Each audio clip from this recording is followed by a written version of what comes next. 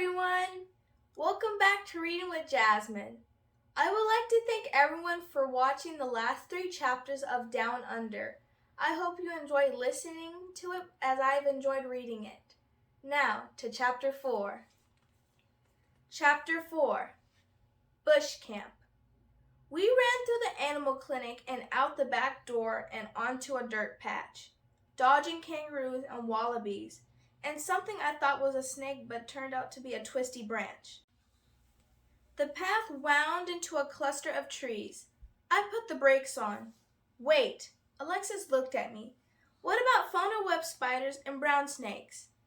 It's winter here, Alexis said. We don't really see a lot of them now.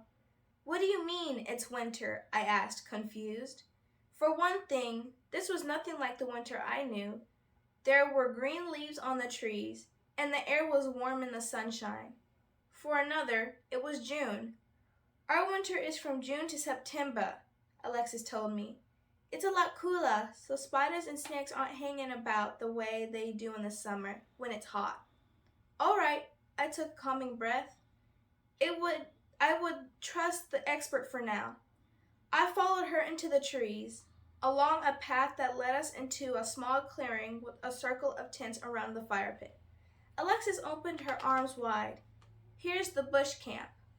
This is where my parents and I live and where scientists stay here when they're doing their research. Wow, I said, looking around.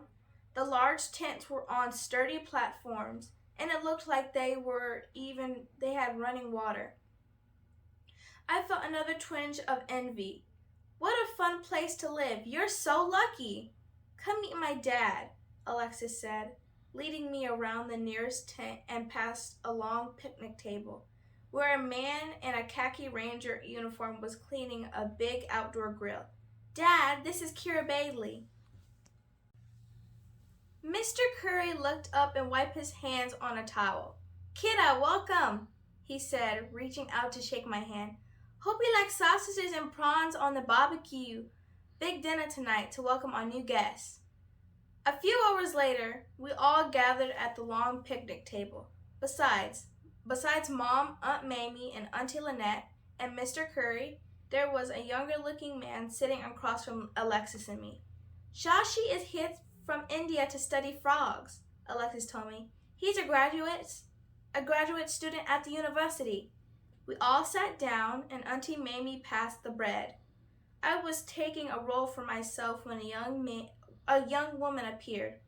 She had a camera mounted to a tall tripod slung over her shoulder. Hello, everyone, she called. Hello, Evie. Time to call it a day? Auntie Lynette replied. She turned to Mom and me. Evie Charlesworth is one of my graduate students. Sorry to be late, mates, said Evie. Caught sight of a white-browed babbler. Had to follow him through the bush until I got a good shot. She leaned her camera and tripod against a tree and sat beside Shashi. I passed Evie the bread. Do you study frogs too? I asked her. Evie smiled. White-brown babblers and birds are not frogs, she said, taking a roll from the bread basket and passing it to Shashi. I'm the bird lady. I study ornithology. Evie and Shashi are working toward their PhDs, Auntie Lynette said to me. It's the highest degree a scientist can achieve, and it takes a lot of research. The sanctuary is excellent for field research, Shashi said. The river attacks a wide variety of amphibians and birds. I logged 16 parrot species today, Evie said. You never know what you'll find out in the bush. Good thing last year's fires didn't reach the sanctuary. We're fortunate indeed, agreed Aunt Mamie. Let's hope our luck holds.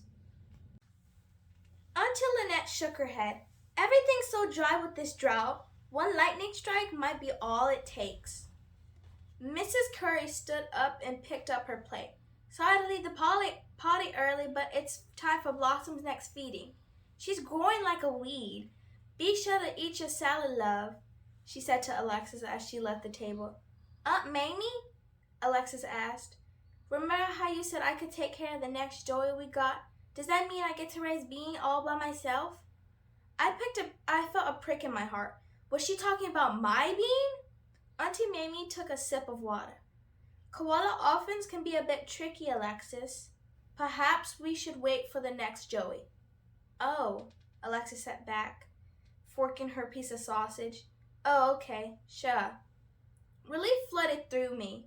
Of course I hadn't officially met Bean yet, but I had a name for him, and that made him feel like he was mine. Aunt Mamie smiled at us. You know, girls, between Blossom, Blooma, Bean, and the wallabies we took in from the Blue Mountain bushfire in New South Wales, we're going to need all the help we can get. There are plenty of jobs to go around, and I reckon you two will make a great team. Alexis nodded. Yes, we have loads in common. We both like animals. We're both 10, I chimed in. And we both like prawns and sausages, she pointed to our empty plates as evidence. Hey, I have an idea. You should stay with me in my tent.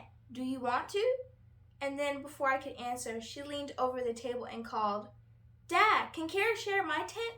Sure, Possum. Whatever you like, Mr. Curry called back. Can I, Mom? I asked. Mom was standing up, clearing her plate from the table. If Kara's up for it, then it's okay with me. Well, Alexis turned to me, holding up her crossed fingers.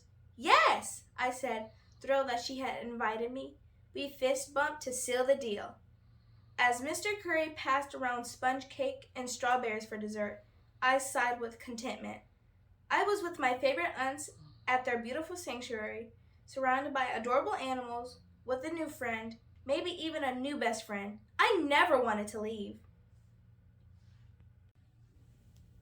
This concludes Chapter 4. I smell trouble brewing between Kira and Alexis over taking care of Bean. What do you think? If you haven't already, please click like and subscribe. Bye!